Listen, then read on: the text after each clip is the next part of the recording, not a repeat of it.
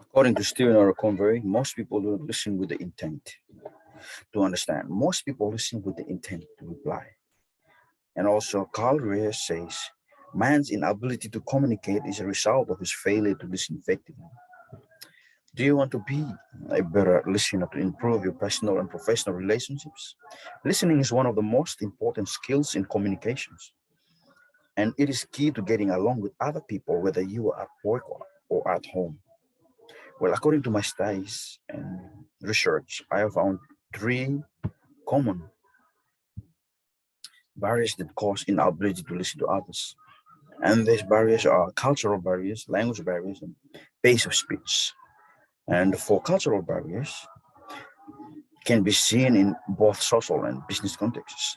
This could be caused by differences in ethnicity, religion, traditions, or social status. Business cultural barriers arise when there is a difference in how business is done in different parts of the world. This can be because of different laws, customs, or social norms. For instance, in many parts of Europe, it is common to shake hands when greeting someone for the first time, or even kiss on the cheek. But in certain places, it is not appropriate to touch a person of another gender that you have just met. This can lead to discomfort and misunderstanding if you are not aware of the cultural differences between you and the person you're talking to. Well, that's for cultural barriers. Well, for language barriers, in our global society, a language barrier is probably one of the most common obstacles to effective listening. It can exist when there is a language difference between the two individuals talking, or when one person has a poor understanding of the spoken language. It is important to note that a language barrier does not have to be an issue of nationality or ethnic setting. It could simply be a difference in dialect. For example, someone from the south of England may not understand someone from the north of England because they speak with a different accent, even use other expressions. And the third barrier is pace of speech. The speed of speech can often be a barrier of effective listening. When someone speaks too quickly, it can be difficult to keep up and understand everything they are saying. In some cases, the person speaking fast might be doing so because they are nervous or do not think their listeners is interested in what they have to say, or sometimes they are just natural, a fast speaker.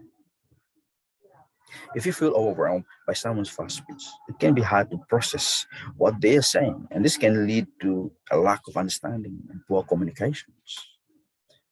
Well, I have come up with some solutions and recommendations that we can take in consideration to overcome these barriers.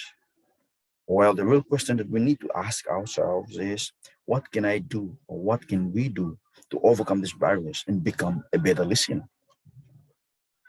The first step is awareness. Once you know the different barriers that exist, you can start working on ways to overcome them. The best way to eliminate barriers to effective listening is through learning and practice. It might take some time for the individuals to recognize when they allow these barriers to affect their conversations. Once they do, some strategies can be implemented to improve how you listen.